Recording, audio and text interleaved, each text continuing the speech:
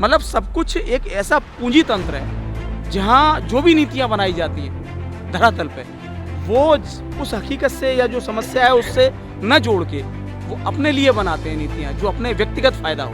भ्रष्टाचार है ये गायब है, सामाजिक न्याय, हमारे देश में न्याय नहीं मिलता लोगों को, निर्दोष लोग जेल में सड़ रहे हैं कि जो कुछ भी हुआ गणतंत्र दिवस पर वो किसान का हिस्सा नहीं था, वो पार्ट प्ले करवाया गया। अब तो इन्होंने 3 कानून लाके ये सिद्ध कर दिया कि हम तुम्हें पूरी तरह गिरवी रखने वाले हैं। एक ही जगह से गूंथा हुआ आटा है, धार्मिक भावनाएं, सांप्रदायिक भावनाएं। जैसे कि टिकैत जी कह रहे थे कि ये आंदोलन अक्टूबर तक चलेगा और 10-10 लोगों की शिफ्ट होगी, तो आप इसको मैनेज कैसे करेंगे? देखिए, ये आंदोलन जन आंदोलन है और इसको मैनेज करना अब लगता है कि ये राष्ट्रव्यापी हो चुका है, तो हमें कुछ मैनेज नहीं करना, ये मैनेज अपने आप होता चला जा रहा है। जो जन पीड़ा है, किसान की पीड़ा है, वो अब जन पीड़ा है। तो आपको क्या लगता है कि ये जो अभी जैसे कि मिट्टी डाली गई है ये किले हटा के, तो इसका क्या फ़र्क पड़ेगा सर? देखिए साहब, ये जो भी किया जा रहा है, अब यही तो समझना है कि ये क्यों किया जा रहा है। मतलब फ़िलहाल हम लोग मिट्टी डाल रहे हैं, लेकिन उसकी वजह हम लोग सकारात्मक जवाब देने की विचारधारा है हमारी। जैसे कि अभी भी टिकैत साहब ने बोला कि यहाँ कुछ अशांति फैलने की बातें थी, इसलिए नहीं, अशांति वाला विषय नहीं है। मूल बात यह है कि उनको एक बहाना चाहिए होता है और वो हम देना नहीं चाहते। हम अपना चूँकि आंदोलन है और इसको आंदोलन ही रहने देना चाहते हैं, चूँकि हमारा अपना शुरू से ही हम लोग रचनात्मक लोग हैं, खेती करते और फिर सड़क पे आए हैं तो बेबस होके आए हैं। हमारा मतलब कोई युद्ध लड़ना नहीं है सरकार से, हम शांति के साथ अपनी दर्द का प्रदर्शन कर रहे हैं। आप लोगों के माध्यम से अपनी बात उन तक पहुंचाना चाह रहे हैं, बस इतना भर है हमारे लिए। चूँकि हमारे ये जो 3 विधेयक लाई है सरकार, ये गलत नीयत से है। और विधेयक ये लाई क्यों गई? विधेयक तो आपत्ति काल में लाया जाता है ना, विधेयक कानून अलग से बना दिया गया। ऐसी क्या जरूरत थी, ये भी सरकार नहीं बताती। तो जो किसान आंदोलन को बदनाम करना चाहता है, आप उस पर क्या बोलना चाहेंगे? कौन बदनाम करना चाहता है? जैसे कि कुछ लोग इसमें शामिल हैं, अभी तक उसकी पहचान हो पाई है। देखिए साहब, ऐसा है ना, इसमें शामिल वो नहीं है, आपके साथ नहीं है। हाँ। बट वो अलग, अभी तक उनकी पहचान हो पाई है। देखिए साहब, ये तो सरकार का काम है, उन्होंने पहचान नहीं की है।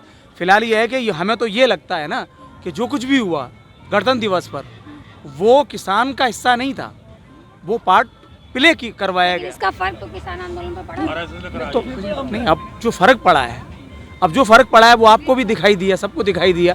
लेकिन इससे किसान आंदोलन बदनाम नहीं होगा, क्योंकि इसकी बुनियाद सत्य पर है, समाधान पर है।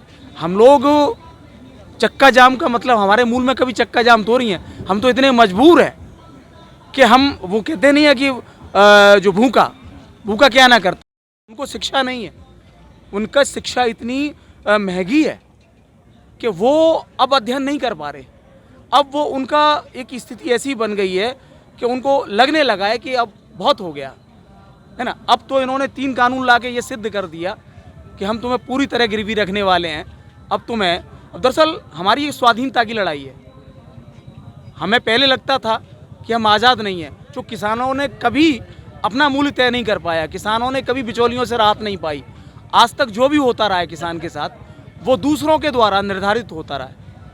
मतलब किसान का अपने ही घर में वो बेघर है, वो स्वयं मेहनत करता है, स्वयं अपनी साधना और संघर्ष के द्वारा सारे कार्य करता है। लेकिन जब वो कहीं पहुंचता है मंडी में, और अगर सरकार बात करना चाहे तो आप पहल करेंगे? अरे साहब, हम तो वार्ता के लिए बैठे हैं, सरकार सही सवाल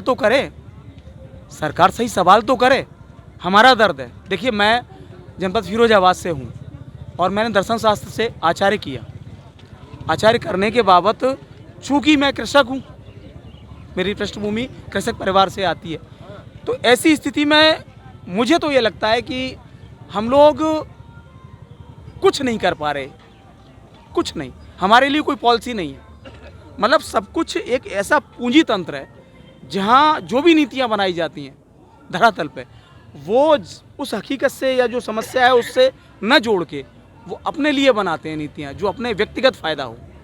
मतलब एक व्यवस्था है जो व्यक्तिगत फ़ायदा चाहती है, व्यक्ति का फ़ायदा नहीं चाहती। एक सिस्टम होता है भाई, नियम आदमी के लिए बनाए जाते हैं ना, आदमी नियम के लिए तो नहीं बनाया जा सकता। बहुमत से ये सरकार आई थी ना। बिल्कुल दोबारा आई है। देखिए साहब, एक बात कहें मैं आपसे, ये आपने बहुत बुनियादी बात सवाल किया है।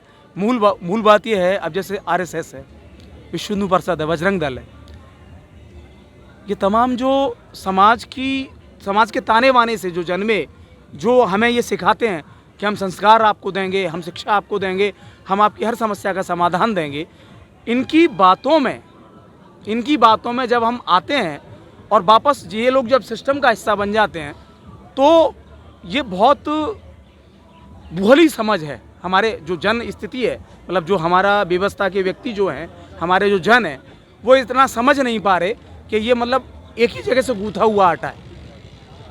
धार्मिक भावनाएं, सांप्रदायिक भावनाएं। अब ये लोग कहते हैं कि भाई ऐसा है ना कि हिंदू राष्ट्र घोषित इसलिए करेंगे कि मुस्लिम है आपके, वो उधर खालिस्तानी है। तो ये सब जो मुद्दे हैं, अब जैसे बेरोजगारी है, ये गायब है, भ्रष्टाचार है, ये गायब है, सामाजिक न्याय, हमारे देश में न्याय नहीं मिलता लोगों को, निर्दोष लोग जेल में सड़ रहे हैं। आप समझ लो, ज़मीन में कोई दिक्कत आ जाए, लेखपाल, तहसीलदार, कानूनगो के एसडीएम के पास हम जाते हैं तो वो किसान की सुनते ही नहीं। उनने कहा तो बेवकूफ़ मूर्ख आ गया, किसान तो उनकी नज़र में ऐसा है जैसे पागल। तो अब आप एक बार बताओ कि अपनी ज़मीन कहीं फंस जाए, अब सरकार के मन में आ गई कि ये ज़मीन हम लेंगे और इस पर हम कोई अपना इशूज तैयार करेंगे, तो सरकार ने जो भी समझ में आया रेट दिया, ज़बरदस्ती ज़मीन किसान की घेर ली। अब किसान क्या करे, खेती करे कि संघर्ष करे, बच्चों को पढ़ाए, संघर्ष करने के लिए उसे कहाँ से धन लाए। अब ये तो इतना एक चीज़ मैं कहूँगा, अगर टिकैत साहब उस रात उनके आंसुओं का अगर असर नहीं होता तो सरकार क्या करती उनके साथ। जो करने वाली थी वो नीयत आपको लगता था कि किसी एक संस्कारी सरकार की हो सकती है, या हमारी जो भारतीय संस्कृति है उसकी सोच हो सकती है। भाई वो तो अच्छा रहा कि लोगों ने समय रहते वो भावनाओं का सम्मान किया और जन सैलाब उमड़ गया, और आज आंदोलन इस व्यापक रूप में बकिया तो सरकार वही करती कि जब ठीक है चलो आंदोलन बदनाम हो चुका है, कुछ समर्थित उनके लोग आ गए, उठा के फेंको और उनको जेल में कर दो और इनको दिखा दो कि ये सब षड्यंत्र था, आंदोलन था ही नहीं। तो आगे की रणनीति किसानों की क्या होगी? देखिए साहब, आगे की रणनीति हम करके सीख रहे हैं। जैसे जैसे सरकार अपना कुछ योजनाएं बनाती जा रही है, उसके हिसाब से ही हम अपनी आगे की रूपरेखा तय करेंगे। बकिया एक लक्ष्य है हमारा कि जब तक ये विधेयक वापस नहीं होते तब तक हम भी वापस नहीं होंगे अपने घर। और सरकार को अब एक संदेश हम देना चाहते हैं कि देखिए, शिक्षित, बेरोजगार, किसान और जितने भी इस देश के जो बुनियादी ढांचे हैं, इनके साथ मजाक करना सरकार बंद कर दे। बकिया ये जो डेमोक्रेटिक जो ढांचा है, ये ध्वस्त होने की स्थिति में है, क्योंकि अब ये चीज़ें ज़्यादा दिनों चलेगी नहीं। अब लोग जाग गए, किसान पूरी तरीके से समझ गया है कि बस अब हम सहेंगे नहीं और हम इनके खिलाफ खड़े होंगे और वापस वो करेंगे जो हमें करना चाहिए था।